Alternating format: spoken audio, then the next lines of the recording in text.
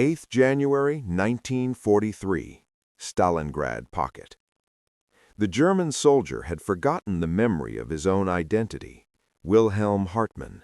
That is what was inscribed on his identification tag, but the metal piece had become frozen to his chest several weeks ago, and he had ceased checking it long before.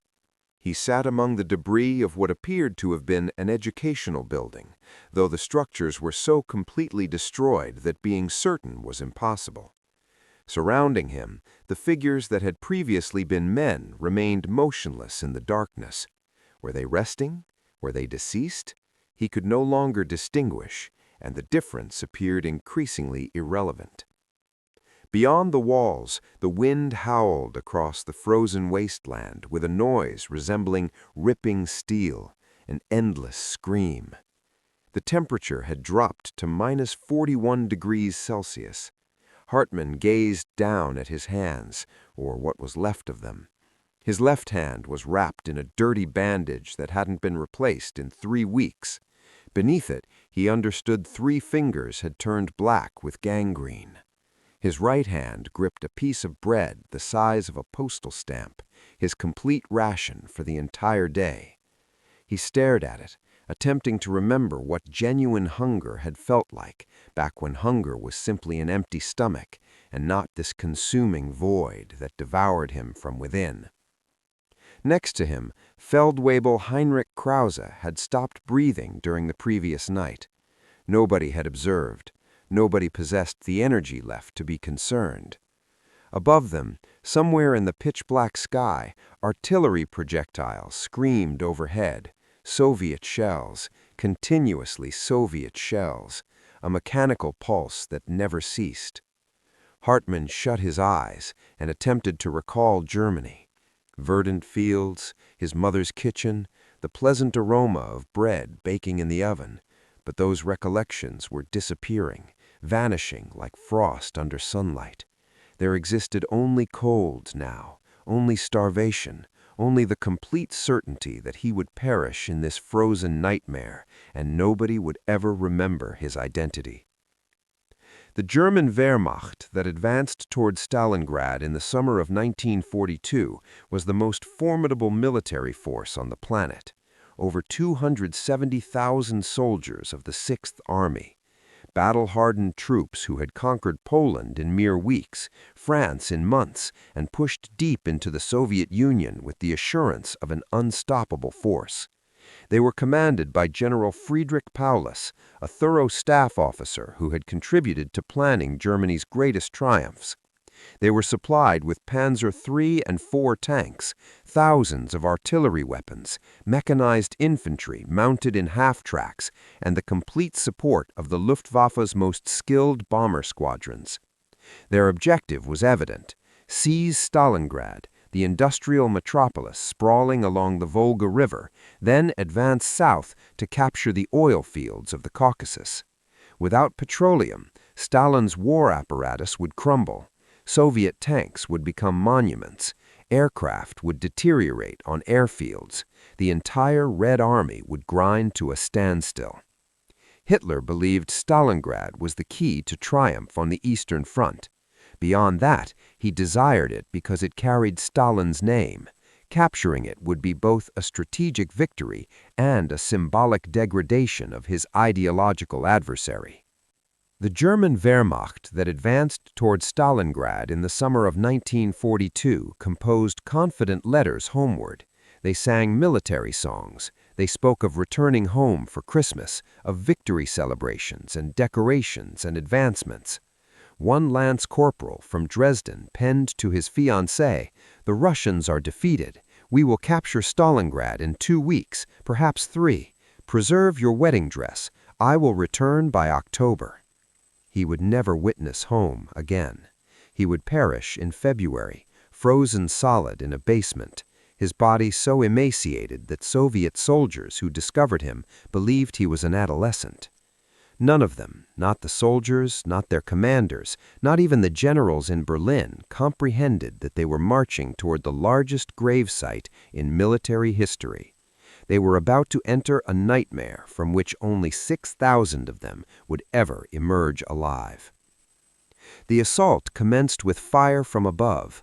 On 23 August 1942, over 600 Luftwaffe aircraft attacked Stalingrad in the most concentrated bombing raid of the Eastern Front. Junkers U-87 Stuka dive bombers descended with their distinctive sirens wailing.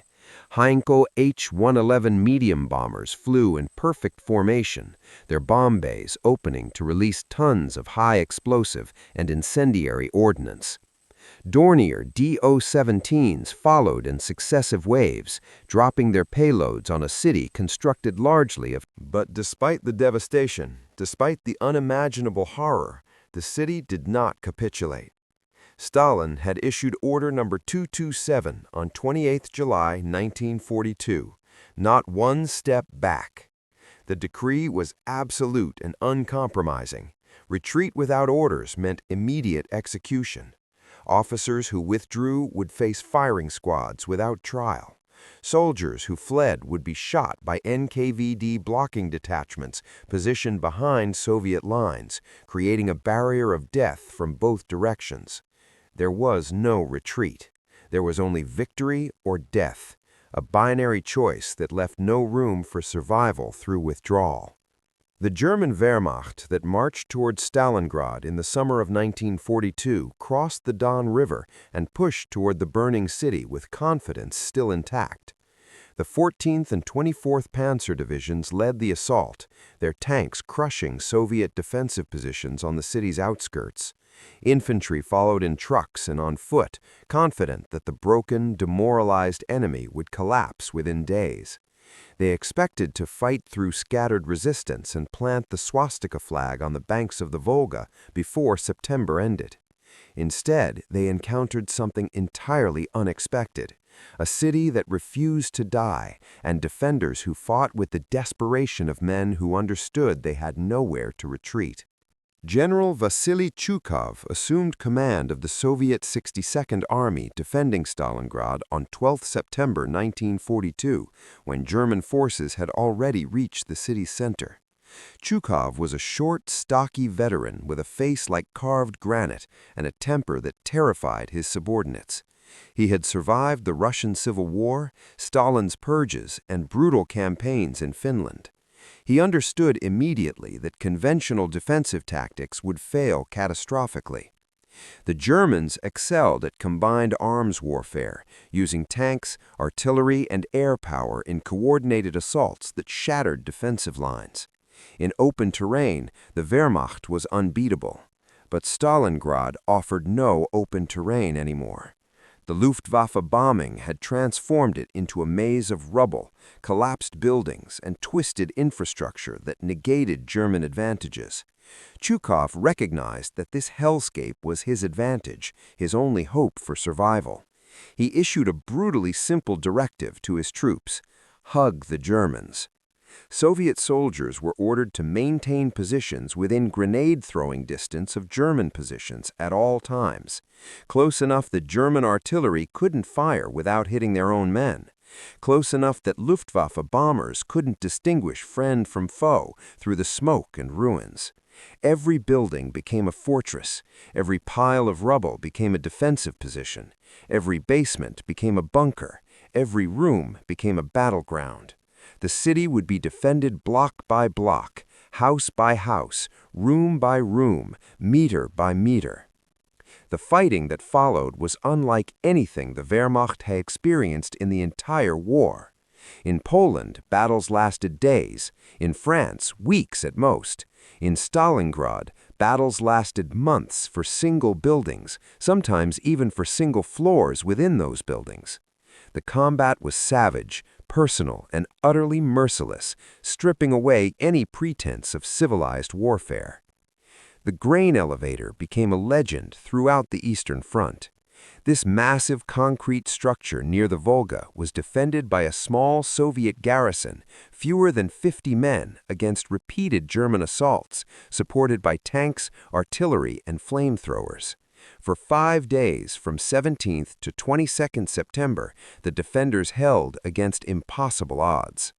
German infantry attacked wave after wave, throwing grenades through windows, firing machine guns through doors, using flamethrowers to burn out defenders room by room in horrific fashion. When German forces finally broke through on the sixth day, they found the garrison had been completely annihilated. Bodies were piled in stairwells like cordwood. The floors were ankle-deep in spent shell casings that crunched underfoot. Blood covered the walls in grotesque patterns. The Germans had lost over 100 men to capture one single building, a ratio that foreshadowed the nightmare to come. Pavlov's house became another symbol of impossible resistance that inspired Soviet propaganda. On 27 September, Sergeant Yakov Pavlov led a platoon across an exposed square under heavy fire and captured a 4-story apartment building. What followed was they knocked holes through internal walls to move between rooms without exposing themselves to sniper fire. They dug a communication trench to the Volga for supplies and reinforcements. German forces attacked daily with increasing desperation. Infantry assaults, tank-supported attacks, artillery bombardments that lasted hours and reduced surrounding buildings to rubble. They never took Pavlov's house. Soviet propaganda claimed that more Germans died attacking that single building than died taking the entire city of Paris. While certainly exaggerated, the claim contained a kernel of truth that resonated with the brutal reality of Stalingrad's close-quarters combat. In Stalingrad's claustrophobic combat environment, defenders with determination could hold against overwhelming numbers. One German infantryman, a schoolteacher from Bavaria named Ernst Müller, wrote in his diary in mid-October, "We have been fighting for 15 days for a single house. The front is a corridor between burned-out rooms. It is the ceiling between 2 floors. We attack with grenades, machine guns, and bayonets. From story to story, we bombard each other in smoke and dust that never clears. We can hear the enemy breathing mere meters away. We can smell them through the acrid smoke. We fight for a single room for 3 days, then realize they are still in the cellar below us, and the nightmare begins again. This is not war as we knew it. This is mutual annihilation." By late October, the Germans had captured most of Stalingrad's ruins and pushed Chuikov's 62nd Army into a narrow strip of rubble along the Volga, sometimes no more than a few hundred meters wide, a sliver of resistance against overwhelming force. But they couldn't deliver the final blow that would end the battle. Every attack gained meters at enormous cost in blood and lives. German casualties mounted into tens of thousands. Elite divisions were ground down to shadows of their former strength, their veteran soldiers replaced by inexperienced boys. Soviet losses were even higher, catastrophically so. The 62nd Army was being bled white day by day.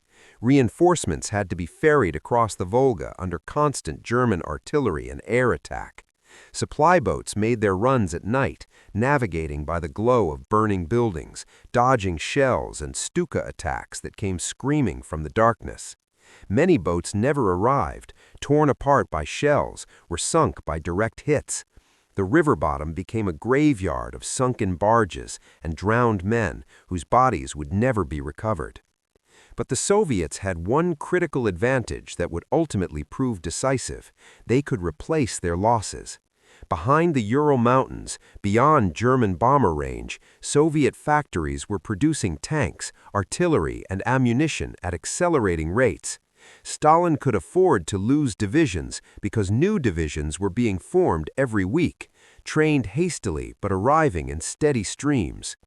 Germany, fighting on multiple fronts with a smaller population and industrial capacity stretched to breaking point, could not sustain the same attrition indefinitely.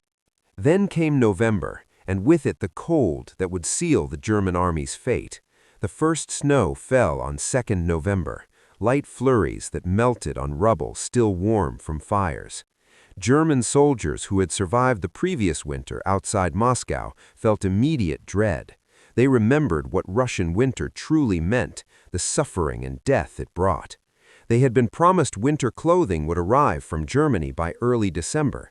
They had been assured the battle would be over before the worst cold arrived.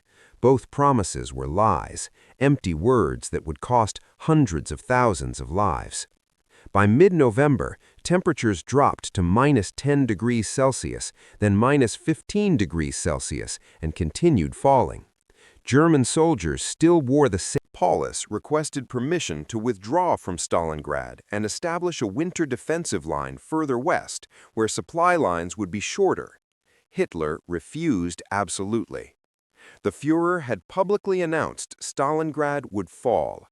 German newsreels had shown confident soldiers raising flags over captured positions.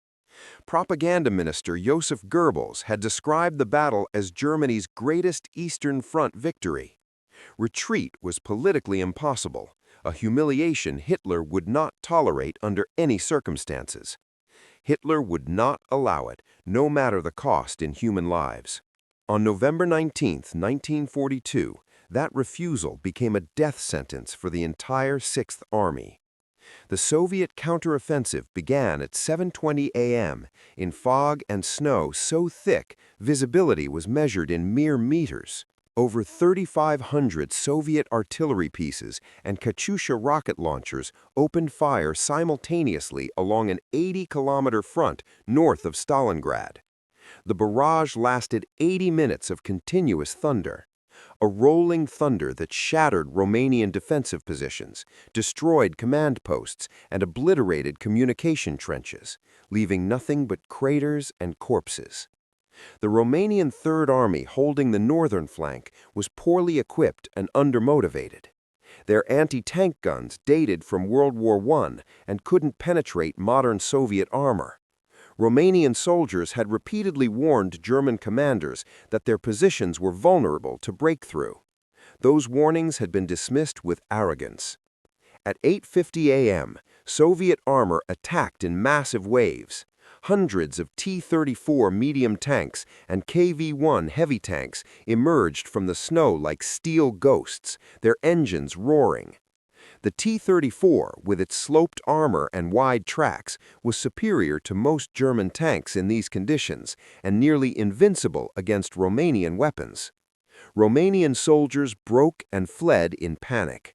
Within hours, the entire front collapsed like a house of cards.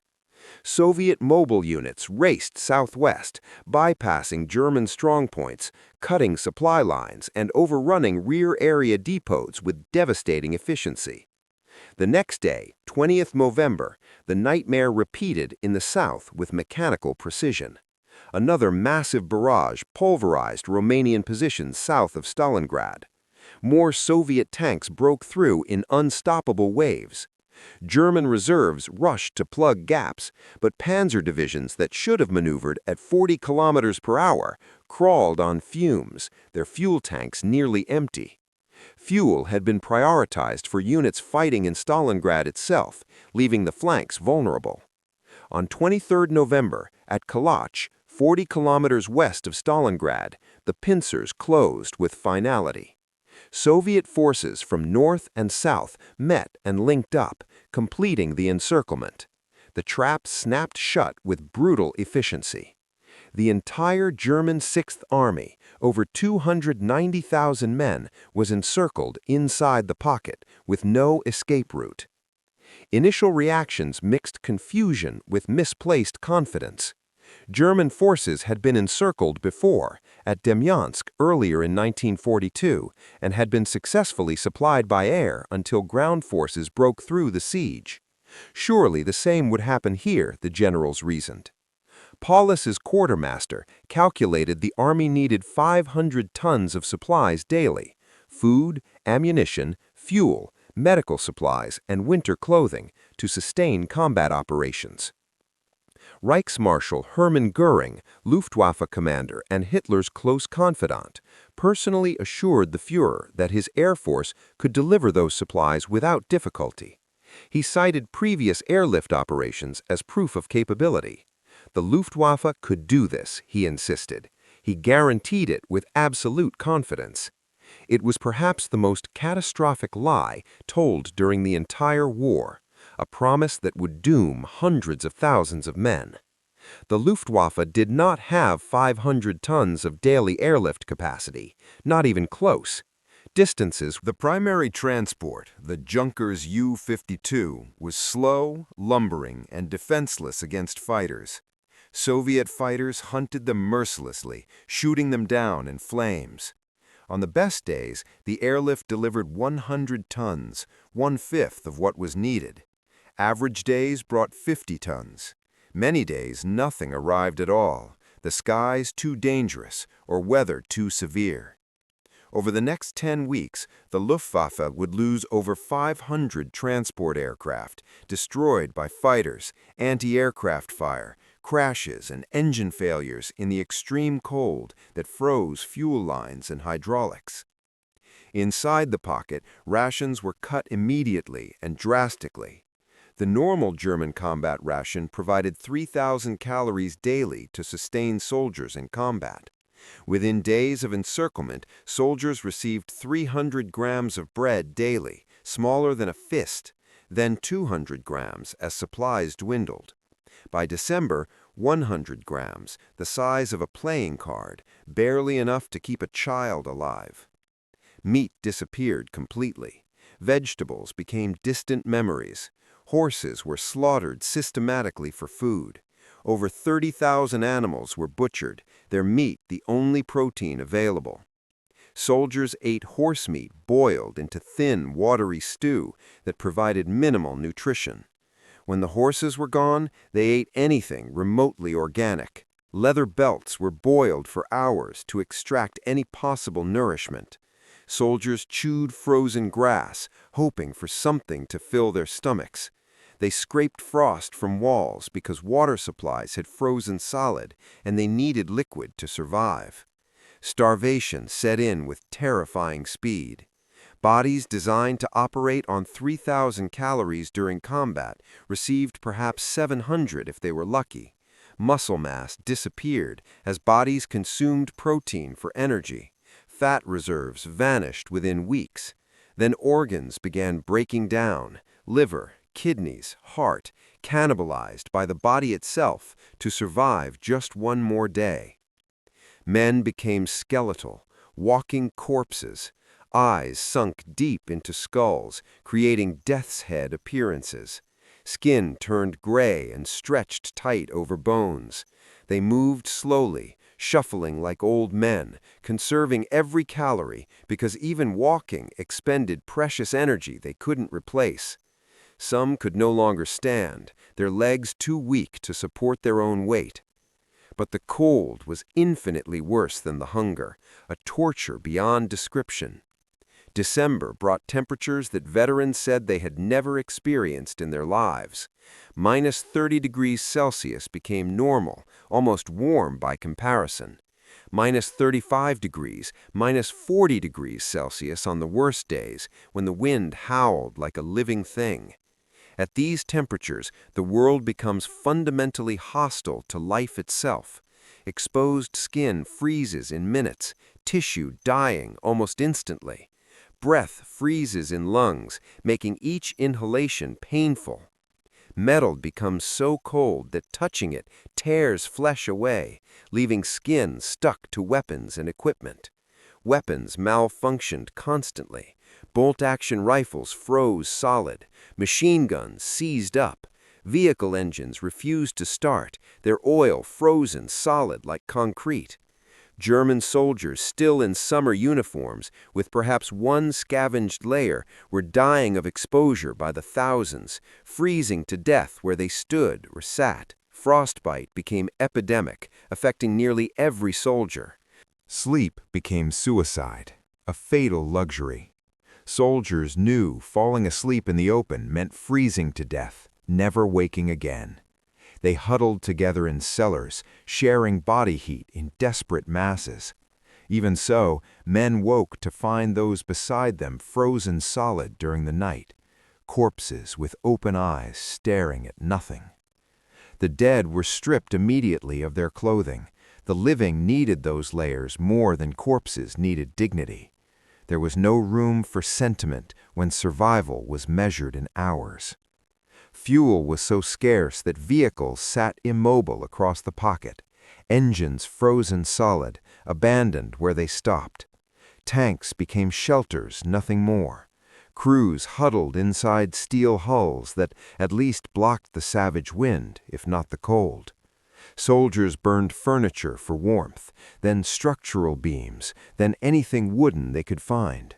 When wood ran out completely, they tried burning uniforms, leather equipment, even frozen corpses soaked in precious fuel in desperate attempts to create heat. The psychological toll was immense and crushing. Men watched friends die slowly from starvation and cold, powerless to help. They listened to Soviet loudspeakers broadcasting in perfect German, promising hot food, warm beds, and medical care for those who surrendered, temptations almost impossible to resist. They received letters from home describing Christmas celebrations, warm houses, children opening presents, letters describing a world that no longer seemed real, that might as well have been fiction. Some committed suicide rather than continue suffering.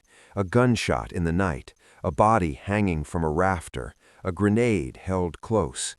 Others simply gave up, stopped eating their meager rations, stopped moving, and waited passively for death to claim them. The German word gefrierende emerged among the troops, the freezing ones. Soldiers who had lost all hope and were dying of cold but not yet dead, caught in a twilight state between life and death, sitting motionless against walls, staring at nothing, waiting for the end to come. Christmas 1942 arrived with temperatures at -38 degrees Celsius, another cruel milestone. No celebrations, no songs, no traditional meals that marked the holiday. Soldiers sat in frozen ruins, eating 100-gram bread rations if they had been fortunate enough to receive any that day. The Luftwaffe attempted special Christmas packages, chocolates, cigarettes, small luxuries to boost morale and maintain fighting spirit. Less than a quarter made it through the Soviet defensive ring. Soviet fighters shot down transports carrying these packages. Others dropped cargo outside the pocket, where Soviet soldiers collected German packages and laughed at the futile gesture. One sergeant from Hamburg wrote on Christmas night in his diary, "Christmas in hell. Mueller died today, just sat against the wall during mourning and never got up again. We're too weak to move his body, so it stays with us. Tomorrow we'll cut strips from his uniform to wrap our feet for insulation. God forgive us for this desecration. God forgive Germany for sending us to this place." By early January 1943, the pocket had shrunk dramatically as Soviet forces tightened the noose. Soviet forces attacked relentlessly, using massive artillery barrages, followed by coordinated infantry and tank assaults. German defenders, weakened catastrophically by starvation and cold, could barely hold positions against these assaults. Ammunition was critically low. Machine gunners received 50 rounds daily, not enough to repel even one determined assault. Soldiers were told to conserve bullets, let enemies get close before firing to ensure every shot counted. The airfield at Pitomnik, the main supply drop zone and lifeline, fell to Soviet forces on 16th January. Thousands of wounded waiting desperately for evacuation were captured, their hopes of escape crushed. The last airfield, Gumrock, fell on 22nd January after fierce fighting. Even the trickle of supplies stopped completely.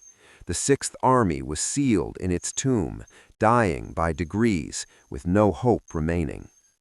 Hitler promoted Paulus to field marshal on 30th January, a promotion carrying dark and obvious implication. No German field marshal had ever surrendered in the nation's history. The promotion was an order disguised as honor, a tradition weaponized. Paulus was expected to fight to the death or commit suicide, maintaining German military honor. Inside the pocket, such grand pronouncements meant absolutely nothing. Soldiers were past caring about heroism, honor, or propaganda. They cared only for survival, for making it through the next hour, the next day. But for most, survival was no longer possible. The mathematics of starvation and cold had already determined their fate.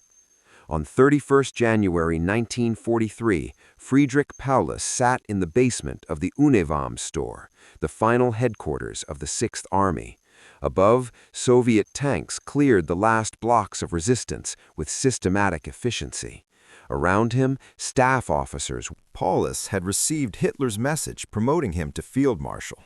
He understood perfectly the expectation embedded in that promotion. Die here in battle leading a final charge or by his own hand rather than surrender. For hours he sat in silence, wrestling with the decision. He thought of 91,000 men still alive, starving, freezing, waiting for orders that would never save them. He thought of hundreds of thousands already dead, buried in snow or rubble. He thought of promises of relief that never came, supplies that never arrived, lies told from thousands of kilometers away. At 7:35 a.m. on 2nd February 1943, Friedrich Paulus surrendered, breaking the unwritten code. The Southern Pocket laid down weapons. 2 days later, the Northern Pocket surrendered as well. The Battle of Stalingrad was over. One of history's bloodiest battles concluded. Of 290,000 Germans encircled in November, approximately 91,000 survived to surrender. But survival was a relative term. They were skeletal, disease-ridden, frostbitten, psychologically broken. Average weight had dropped below 50 kilograms, less than a healthy teenager. Many could barely walk unassisted. Soviet POW camps, themselves struggling with supplies and overwhelmed by numbers, became death camps through sheer inability to care for so many broken men. Over the following months and years, thousands more died from typhus, dysentery, malnutrition, and untreated frostbite that turned gangrenous. Of the 91,000 who surrendered in February, only about 6,000 would ever see Germany again, returning in the 1950s as broken men. Most didn't survive past 1943, dying in camps across the Soviet Union. The Soviet Union counted its own catastrophic losses that staggered comprehension. An estimated 478,000 Soviet soldiers died, with over 1 million wounded. Civilian casualties approached 50,000 in the city itself. The city was obliterated beyond recognition. Not a single building was structurally intact. The factories Stalin fought desperately to hold were twisted metal and rubble. But the strategic impact was seismic and war-changing. Germany lost an entire army, one of its finest and most experienced forces. The Sixth Army ceased to exist as a fighting force. 22 divisions, hundreds of thousands of men who had marched confidently across Europe were gone, erased from the order of battle.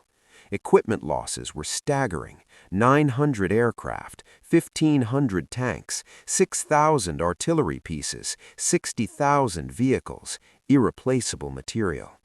More importantly, Stalingrad broke the myth of German invincibility that had terrified Europe. The blitzkrieg that had terrified Europe was stopped, surrounded, and systematically destroyed, not primarily by tactics or heroism, but by the mathematics of encirclement, starvation, and cold. The seemingly unstoppable German war machine had been stopped cold. Today, the ruins have been rebuilt as Volgograd, the city renamed. Mamayev Kurgan, the fiercely contested hill, is crowned with "The Motherland Calls," an 85-meter statue visible for miles, sword raised to the sky. Beneath that statue, in soil churned by millions of shells, construction workers still occasionally find relics: bullets, helmets, dog tags, bones. German and Soviet remains, they lie together in the earth, united in death, after being divided in life. The soldiers who died in Stalingrad, German and Soviet alike, didn't die for grand strategy or ideology, despite what propaganda claimed. They died because they were there, trapped in a battle neither side could abandon without losing face. Germans died because Hitler refused retreat for political reasons. They died because Goering promised supplies that never arrived. They died because no one adequately planned for winter conditions. They died of hunger in a pocket that received supply flights, but never enough supplies to sustain life. They died of cold because wool uniforms and summer boots couldn't protect against -40-degree temperatures. The German corporal from Dresden, who wrote confidently about being home by October, froze to death in a basement in February, his body found weeks later. The school teacher from Bavaria, Ernst Müller, who described fighting for a single room, died of starvation on January 28th, his diary found beside his emaciated body. The sergeant from Hamburg, who wrote about Christmas in Hell, was captured on 2nd February and died in a Soviet POW camp 6 weeks later from typhus. Stalingrad stands as a monument not to war's glory, but to its absolute horror and futility. It demonstrates what happens when human beings are ground down between the unyielding machines of total war and the crushing indifference of winter. It shows that courage, training,